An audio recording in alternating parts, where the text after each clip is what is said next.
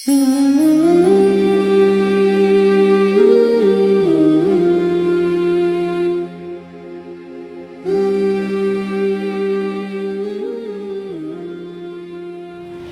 sisi perempuan, ini masih poin yang pertama. Dari sisi perempuan, kenapa kemudian ada orang yang berzina? Perempuan itu ketika berzina itu adalah, kalau yang laki-laki disebabkan karena berantakan sholatnya, kalau perempuan itu disebabkan karena perempuan itu hilang rasa malunya.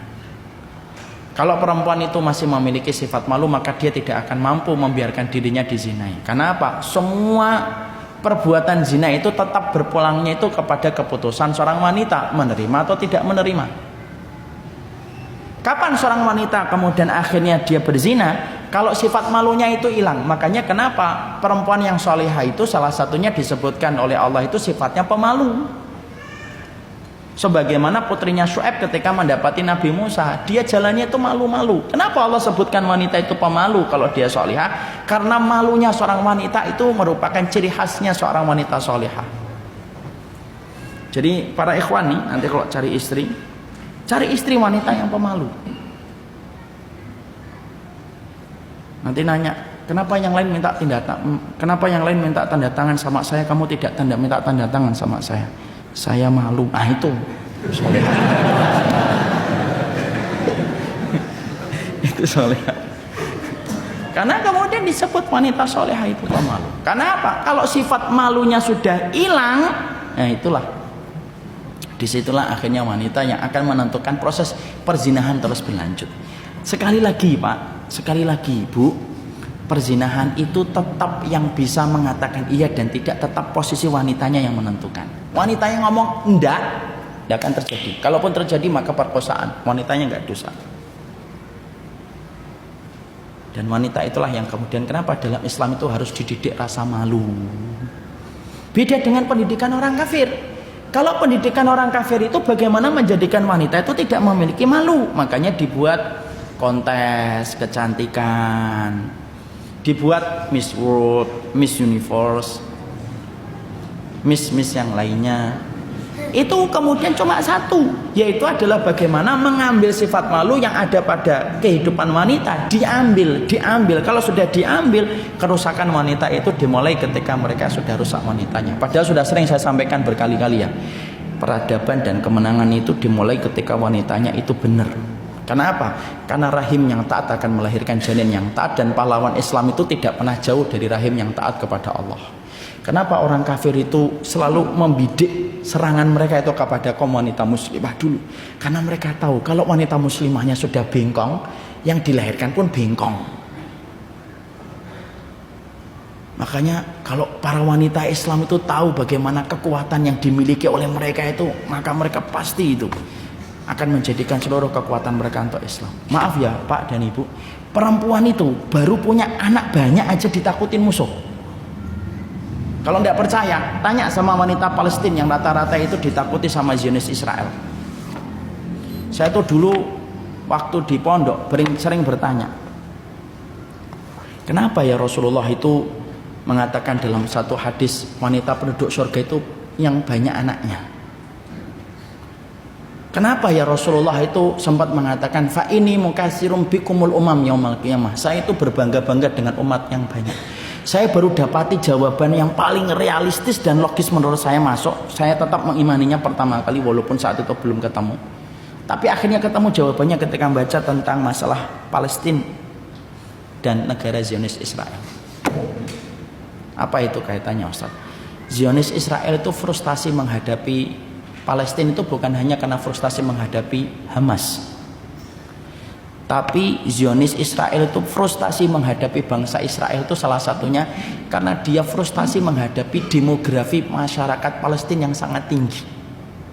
Kelahiran anak di Palestina itu tinggi. Hampir sama dengan Cina, hampir sama dengan India. Cuma tidak diberitakan aja karena Palestina negara yang tidak diakui. Rahimnya wanita Palestina itu subur. Dan membuat frustasi itu masyarakat Israel itu. Mereka bunuh 3 satu rumah, lahir 6. Buang sono 7 mati, lahir 12. Sampai kan kita pernah mendapati kan ada seorang wanita Palestina punya bayi kembar 3. Bingung kita, bayi kembar 3 dalam satu perut. Makanya disitulah saya baru paham, oh pantas Nabi itu bangga dengan umatnya yang banyak. Kenapa? Umat yang banyak yang dilahirkan wanita-wanita yang memiliki putra-putra yang banyak itu semuanya nanti bermanfaat untuk memikul beban agama ini supaya lebih ringan ketika dipikul sama orang yang beriman itu banyak. Masya Allah ya, perempuan baru ngelahirin doang ditakutin, padahal cuma ngelahirin, punya banyak anak itu ditakutin. Makanya kemudian dijadikan kita itu nggak boleh juga anaknya suatu aja, 2 aja kan gitu. Sampai dijadikan orang itu hari ini itu kalau ada wanita punya banyak anak itu malu. Kan berhasil itu programnya itu. Makanya perempuan sekarang kalau punya banyak anak kan rata-rata malu. Anaknya berapa Mbak? 12. Berapa Mbak? 12. Lu malu dia. Padahal salah satu sifat wanita surga itu apa? Salah satu sifat wanita surga itu punya banyak anak. Kecuali yang ditakdirkan tidak punya.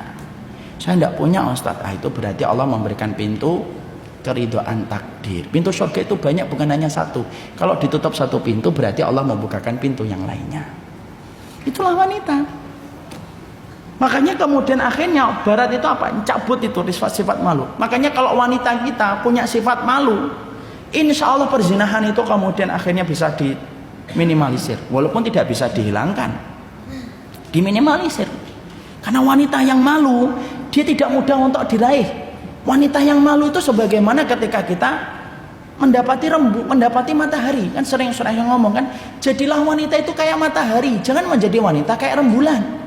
Kalau wanita itu kayak rembulan, gampang dinikmati, dilihat. Coba kalau wanita sebagaimana matahari. Matahari kan susah dilihat. Setiap kita ngelihat, kenceng banget sinarnya. Lu wanita itu harusnya kayak matahari.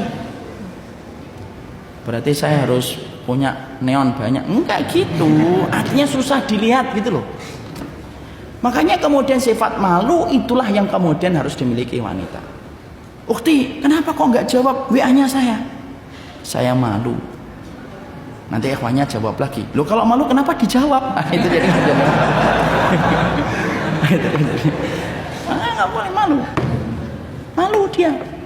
Dan justru itu yang makanya kemudian penyebab yang pertama, laki-lakinya kemudian dia itu berantakan sholatnya, perempuan hilang sifat malunya.